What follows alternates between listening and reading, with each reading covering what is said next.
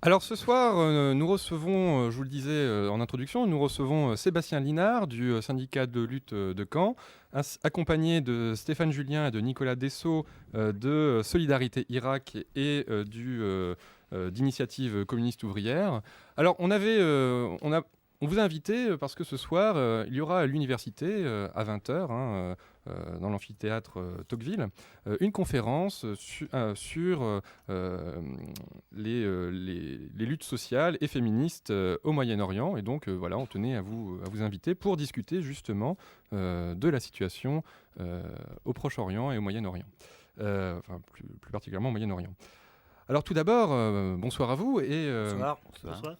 On voulait savoir, Seb, pourquoi organiser cette conférence. Alors, on organise cette conférence puisque on fait ça depuis un certain nombre de temps, c'est-à-dire essayer de mettre en avant l'existence de peuples opprimés, spécifiquement par des régimes autoritaires, puisqu'on est sur des bases, nous, à SL Caen, donc syndicat de lutte Caen, anticapitalistes, antipatriarcales et également anti-impérialistes, puisqu'on considère l'impérialisme comme l'une des facettes les plus violentes du capitalisme, et donc l'impérialisme est aussi à détruire, tout comme le capitalisme, et que on refuse, par exemple, l'intervention occidentale en Irak et en Syrie, en Proche-Orient dans son ensemble, et considérant que l'Occident, notamment, est responsable de l'actuel chaos en Irak, par exemple, qu'on s'oppose aussi au fondamentalisme religieux que représente Daesh, et qu'on pense que le peuple kurde a le droit à l'autodétermination, qu'en ce moment il subit énormément de violences qui viennent de l'État turc, de l'État syrien, de l'État irakien ou de l'Occident. Et donc on pense qu'il faut un peu déconstruire le discours médiatique qui évidemment relaie la position de l'État français, qui est une position impérialiste. Voilà. D'accord, merci. Bon, c'est clair, on va revenir sur tous ces points. Mais tout d'abord, vous voulez savoir, Solidarité Irak, qu'est-ce que c'est ? Alors, Solidarité Irak, c'est une association qui est née en 2003, donc au moment de l'attaque américaine, de la coalition alliée contre l'Irak, dans la mesure où on se trouvait face à un paradoxe. Il y avait un immense mouvement contre la guerre, mais une large partie de ce mouvement, finalement, en arrivait à dire qu'il valait mieux Saddam Hussein que les Américains. Et ensuite, on arrivait à dire qu'il valait mieux la résistance islamiste, y compris les djihadistes, que les Américains. Alors, à partir de ce moment-là, s'est posée la question de dire, voilà, qu'est-ce qu'il existe comme force sociale en Irak qui aurait un discours différent de ça ? Qu'est-ce qu'il y a comme force sociale progressiste, et notamment comme force syndicale, comme force féministe, comme force de gauche, qui mériterait d'être soutenue et qui proposerait une alternative de gauche à tout ça ? C'est comme ça que s'est opérée la rencontre avec, à l'époque, le syndicat des chômeurs en Irak, l'Organisation pour la liberté des femmes en Irak, le Parti communiste ouvrier d'Irak, et ainsi de suite. Et donc, l'association s'est créée pour venir en soutien pratique, concret à ces organisations, et aussi pour démonter le discours qui pouvait exister, qui finissait par, d'un anti-impérialisme un peu sommaire, arriver à un soutien à n'importe qui serait anti-américain, fût-il complètement réactionnaire.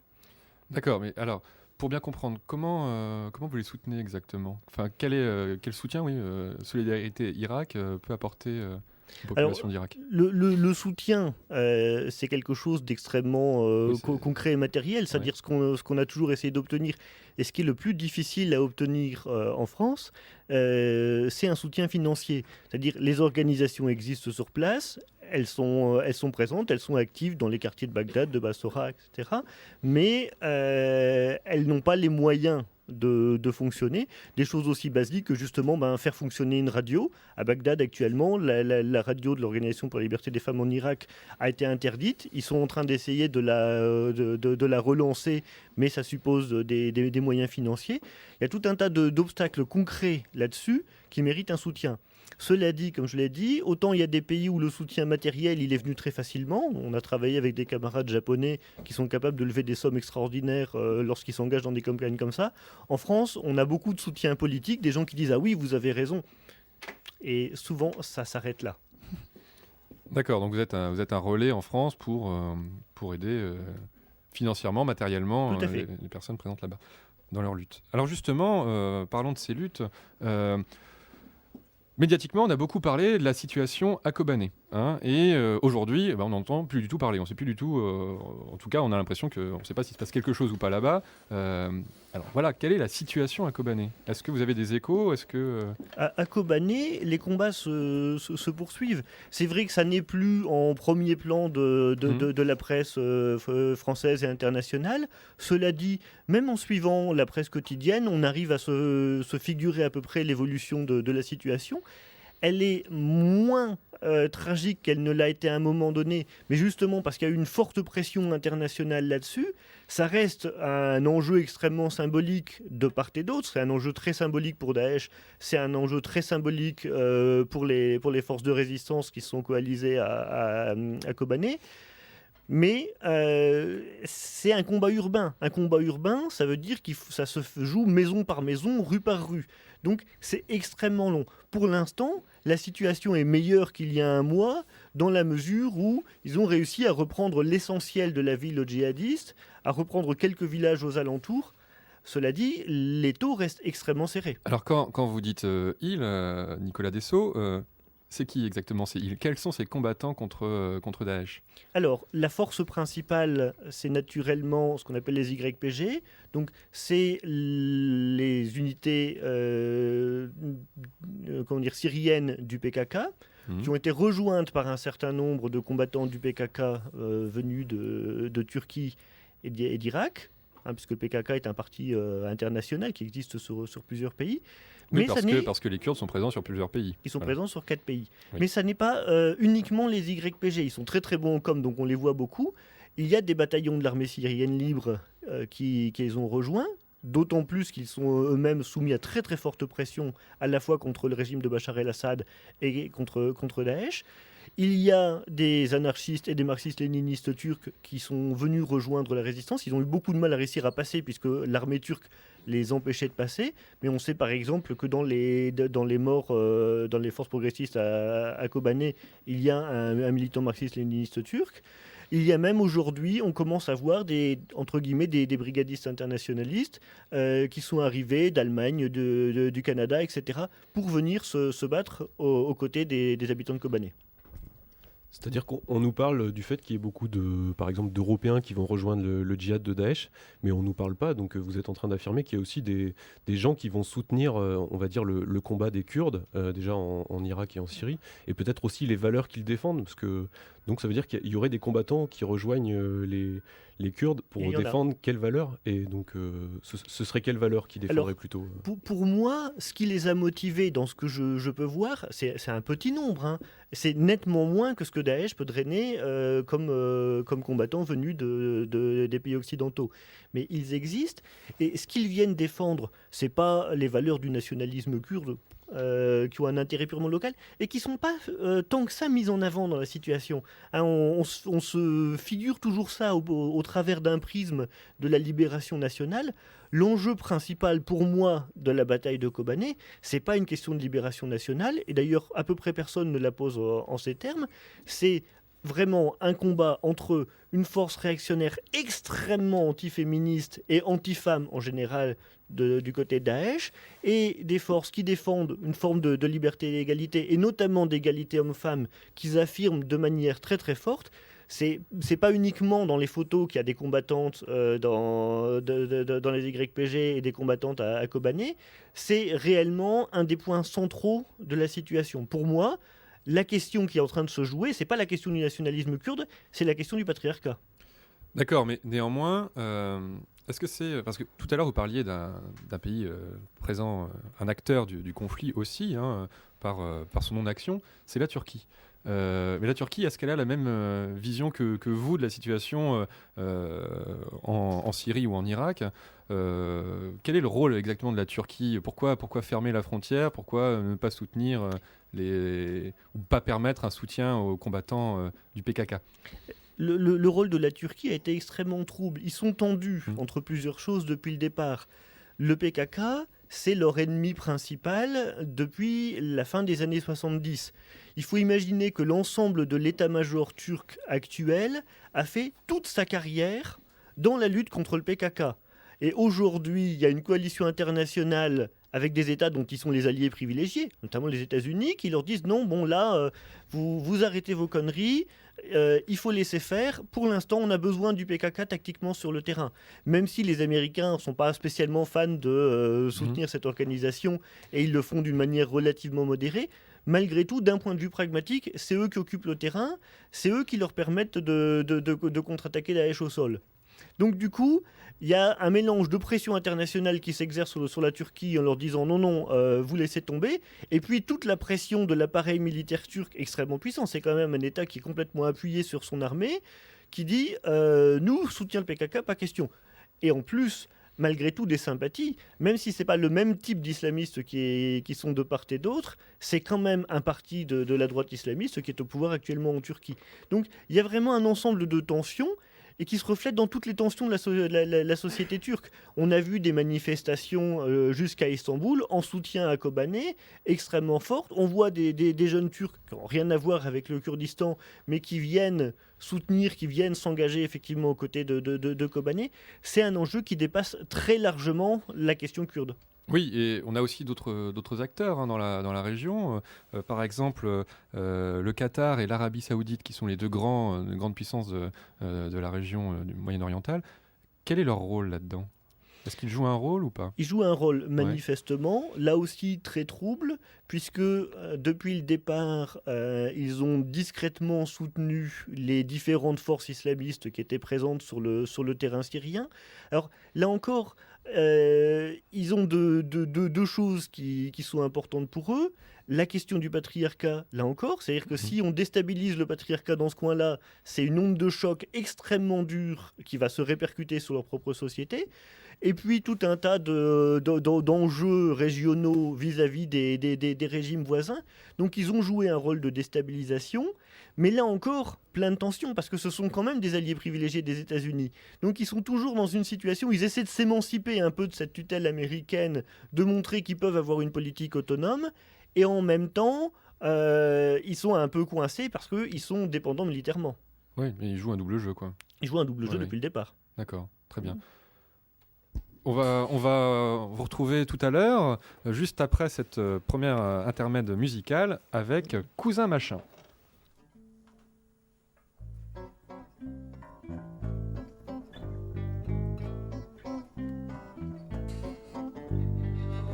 La petite fille qui croque des cailloux n'aime vraiment pas les bonbons mous. La petite fille qui croque des cailloux, comme une graisse aime par-dessus tout. Les bonbons hommes, même les plus fous. Et quand ils deviennent un peu voyous, les bonbons hommes, même les plus fous. Un point c'est tout. Toi qui es à l'envers du décor, ce que d'autres sont à l'endroit. Toi qui sans travers file droit, tu n'es pas enfant de Pécor, mais je sais bien qu'elle t'ignore. Et que ce ne sera jamais de toi que la petite fille au caillou acceptera le rendez-vous. La petite fille qui croque les cailloux n'aime vraiment pas les bonbons mous. La petite fille qui croque les cailloux, comme une graisse aime par-dessus tous les bonbons hommes, même les plus fous. Et quand ils deviennent un peu voyous, les bonbons hommes, même les plus fous. Un point c'est tout. Toi qui luttes au corps à corps avec tes vieux démons, toi qui ne seras jamais un mauvais garçon, tu t'écorcheras encore en faisant la culbute dans le décor. Et ce ne sera jamais de toi que la petite fille au caillou acceptera les billets d'eau. La petite fille qui croque les cailloux n'aime vraiment pas les bonbons mous. La petite fille qui croque les cailloux, comme une ogresse aime par-dessus tous les bonbons hommes, même les plus fous. Et quand ils deviennent un peu voyous, les bonbons hommes, même les plus fous, un point, c'est tout. Alors de guerre lasse, tu passes chez le tailleur de pierre, vu qu'il est là sur sa terrasse, assise à ne rien faire, et tu le pousses à aller oust à prendre ses outils pour te sculpter l'effigie de la petite fille. Celle qui croque les cailloux, celle qui ne te regarde pas du tout, quand il s'est bien fait prier, qu'il a bien travaillé. Tu emportes cette mégère au cœur de pierre, et tu t'en vas la jeter au fond de la rivière. Et pour enfoncer profond le clou, tu fonces comme un fou chez sa cousine Jeannette. C'est une fille à lunettes qui ne croque pas les bijoux, et comme elle a un cœur d'amadou, tu emportes des allumettes, un point c'est tout, et là.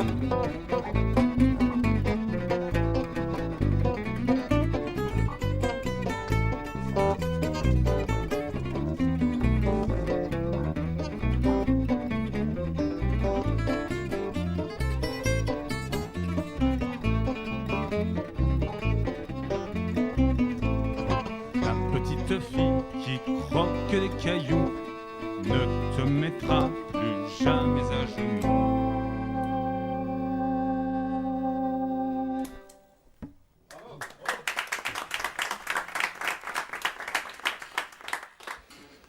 Bien, donc vous êtes à l'écoute de Racaille Radio et nous accueillons ce soir Stéphane Julien, Nicolas Dessau et Sébastien Linard pour parler de résistance irakienne et de la situation en Irak.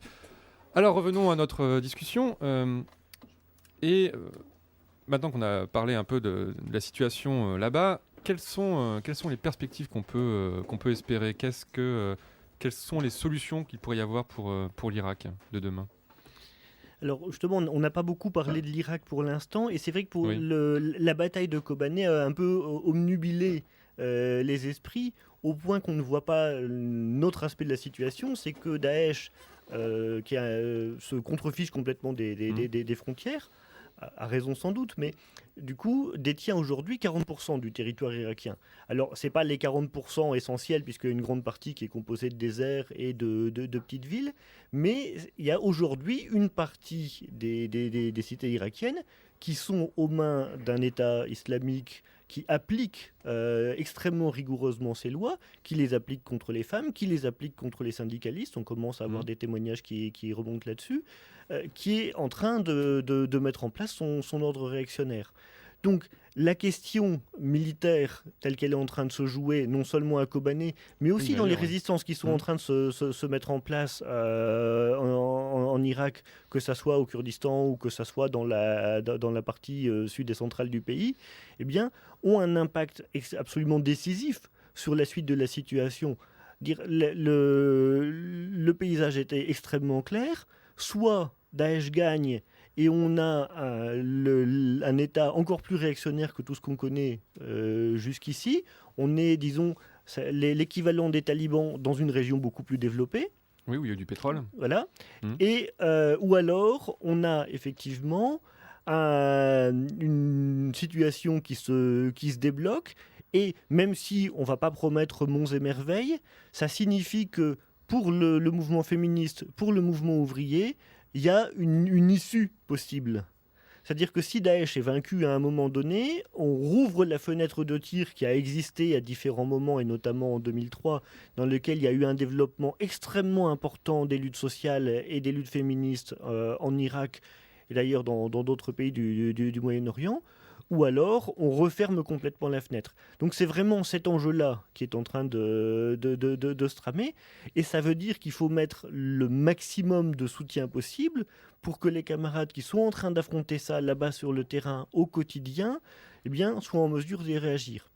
Il ne faut pas oublier un autre aspect important de la situation, c'est que le gouvernement irakien, c'est quand même aussi un gouvernement islamiste. Hein. Le Dawa au pouvoir, qui était mis au pouvoir par les Américains, mais avec l'assentiment de Téhéran, c'est un parti islamique extrêmement réactionnaire, qui est appuyé lui-même par des milices encore plus réactionnaires. Et le gouvernement régional du Kurdistan, même s'il est officiellement plus progressiste, plus ouvert, plus moderne, tout ce que vous voulez, il y a des ministres islamistes au gouvernement, et il est très très timoré sur la question des droits des femmes. C'est-à-dire c'est une question qui est en tension permanente.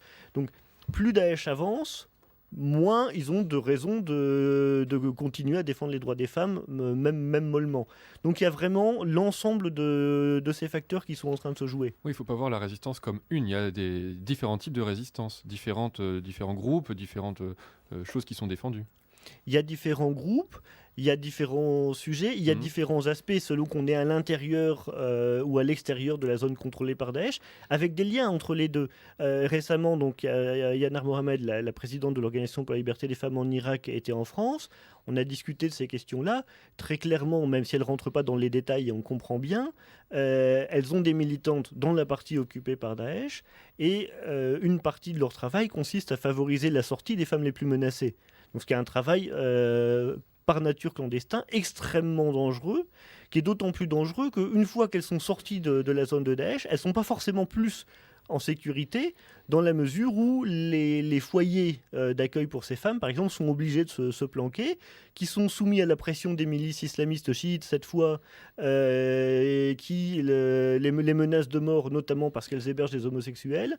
Donc, c'est une situation qui est elle-même tendue de ce côté-là. Alors, Daesh est présent sur 3 pays. Alors, est-ce qu'il y a des liens entre les résistants de ces différents pays ? Alors, le PKK, traditionnellement, s'est développé d'abord à partir de la Turquie, oui. Mais il est présent en Syrie, il est présent en Irak de plus en plus, il est présent en Iran. Oui, au nord Donc de l'Iran. là, effectivement, il y a des liens qui existent. Pour ce qui est des camarades des partis communistes ouvriers, il y a des liens qui existent du côté de l'Iran. Par contre, avec la Syrie, à ma connaissance, il n'y en a à peu près jamais eu, même s'il y a des organisations d'extrême gauche par ailleurs en Syrie, hein, je pense à la gauche révolutionnaire syrienne, et il y en a marginalement avec des organisations turques. Là, il y a des traditions régionales qui ont joué très fort. D'accord. Comment on peut aider ces résistances ? On ne peut pas compter sur l'intervention des États. Non, on ne peut pas compter sur l'intervention des États. Ce que disent les camarades sur place, c'est OK, les frappes aériennes, etc. Mais on connaît ça. Surtout en Irak, ils connaissent parfaitement. Ils savent le désastre que ça fait. Donc, on ne peut pas tellement compter là-dessus. Et même les YPG qui ne sont pas a priori hostiles là-dessus, malgré leur vieille tradition anti-impérialiste, ils sont extrêmement réalistes. Mais ils disent notre problème, ce n'est pas tellement d'avoir un soutien aérien, c'est d'avoir du matériel au sol, notamment d'avoir des missiles anti-chars. Donc il y a un vrai problème à ce niveau-là. Moi, je dirais, après, il faut souhaiter effectivement qu'ils puissent gagner à Kobané. Il ne faut pas oublier que derrière, eh bien, les luttes peuvent redémarrer, qu'il faut que les camarades soient en vie. Et pour ça, le meilleur soutien, très honnêtement, c'est un soutien financier. Il faut pas se leurrer. On peut faire un tas d'articles très jolis pour dire on les soutient, on est d'accord politiquement. Mais ce qui va compter, c'est le fait de pouvoir s'organiser sur place, et ça a un coût. Alors, j'ai juste une remarque, c'est que je pense qu'effectivement, il faut organiser la solidarité financière, puisque ce qu'il leur faut, c'est de l'argent pour avoir des armes et résister, mais il ne faut pas se tromper sur quelle organisation et quel groupe financer, puisqu'on sait très bien que parfois, quand des armées se retirent, qui prend le pouvoir, c'est une bourgeoisie nationale, et qu'il faut aussi éviter que ce soit la bourgeoisie nationale kurde présente dans les différents territoires kurdes qui prennent la place, notamment par exemple comme le gouvernement autonome irakien, quoi. Du coup, peut-être que ce serait bien de mettre en avant quelles organisations, quelles campagnes existent en France, si tu peux nous, à Solidarité Irak, on a des partenaires sur le terrain. Au niveau politique, ce sont le Parti communiste ouvrier d'Irak et le Parti communiste ouvrier du Kurdistan, qui sont deux branches du même mouvement. Ce sont l'Organisation pour la liberté des femmes en Irak, c'est la Fédération des conseils ouvriers et syndicats en Irak, et puis quelques ONG, notamment le Centre de défense des droits des enfants à Bagdad. D'accord, donc les auditeurs qui ont envie de faire un don, ils vont sur la page internet de votre Solidarité votre Irak. Solidarité Irak, Ouais. sur celle de l'Organisation pour la liberté des femmes en Irak, par exemple, où il y a des systèmes de dons par PayPal, donc c'est assez simple à faire. Ok, très bien. Voilà. Donc je rappelle, ce soir, pour les auditeurs qui voudraient poursuivre cette discussion, il y a une conférence débat à l'amphi Tocqueville, au campus 1, ouais. à 20h. Donc voilà, vous êtes les bienvenus pour... Voilà, il y aura un débat après, si vous voulez poser des questions, c'est ouvert, ou même contredire l'intervenant, tout est possible. Et je crois qu'on n'a pas dit que depuis 1 mois et demi, il y a eu 3 manifestations À Caen. des samedis après-midi Tout à sur fait. Caen qui ont réuni entre 80 et 100 personnes. Est-ce qu'il y en a une autre de prévue dans les jours à venir? Pas pour le moment, mais il Non. va y en avoir une d'organisée. Donc on vous invite à regarder sur le site Résistance Caen, Résistance avec un S-Caen sur Internet, où seront indiquées ces manifestations. Bien, merci. Merci à vous. Pub. Merci.